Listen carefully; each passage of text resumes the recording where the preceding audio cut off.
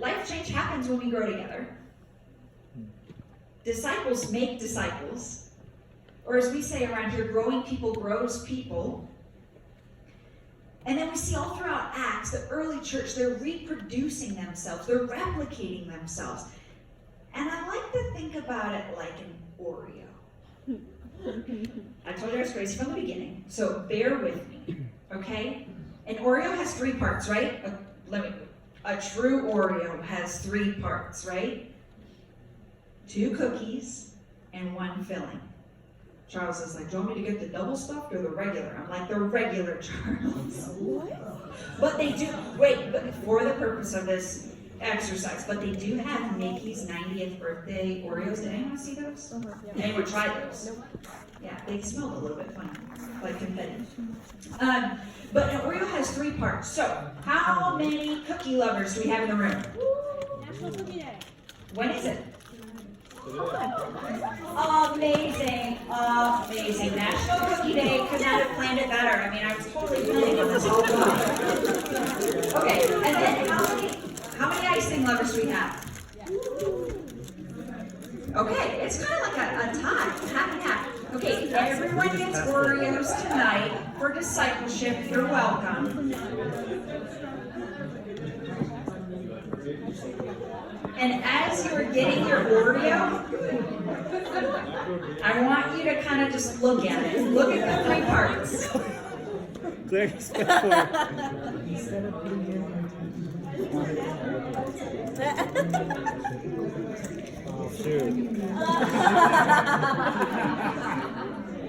Does everyone have an Oreo?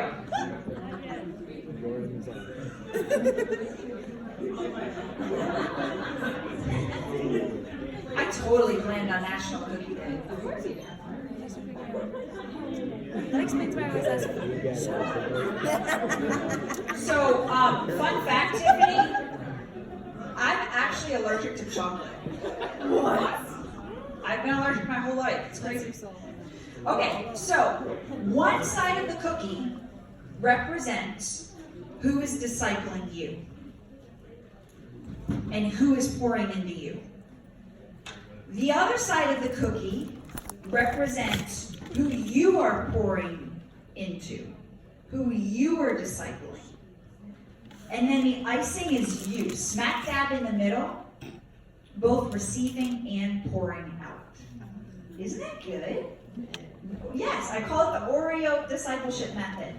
So in order for it to be a true Oreo, you have to have all 3 parts, which means you have to have both someone discipling you and you discipling somebody else. Pastor Heather mentioned earlier in her book, Community is Messy, she asked these 2 questions. Who is being transformed because of your faith and the faith of your friends? You see, discipleship, my 3rd point, is that it's ongoing. So while I don't have this one-stop shop resource for you where I say, oh, you could be discipled in 5 easy steps, I would absolutely encourage you to dive into the resources that you already have. You have a fearless leader, Charles, over here. He is a great resource. Your mentors are a great resource. The small groups, the ministry, the mission trips that we have at NCC, those are all great resources. And then I want to leave you with this. One of my mentors has said, when you try to get plugged in, it's a lot like getting into a pool. So you could either dip your toe in and go, oh, that's cold. Oh, that's cold. Come back out. Let me try again. Oh, that's really cold. Is anyone else cold? And it becomes this painful process. And you don't get to experience the benefit at the same time of being in the pool. Or you could just go all in and you could cannonball right into that pool. Your body would adjust. You would be experiencing the benefits. And I understand that we might not all be here in DC forever.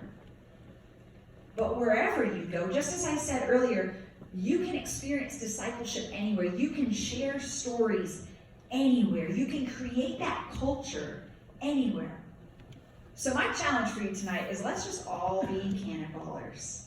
Let's dive right into discipleship through sharing stories, being in community, and being receptive to life change. And every time you eat an Oreo, I hope you think of discipleship.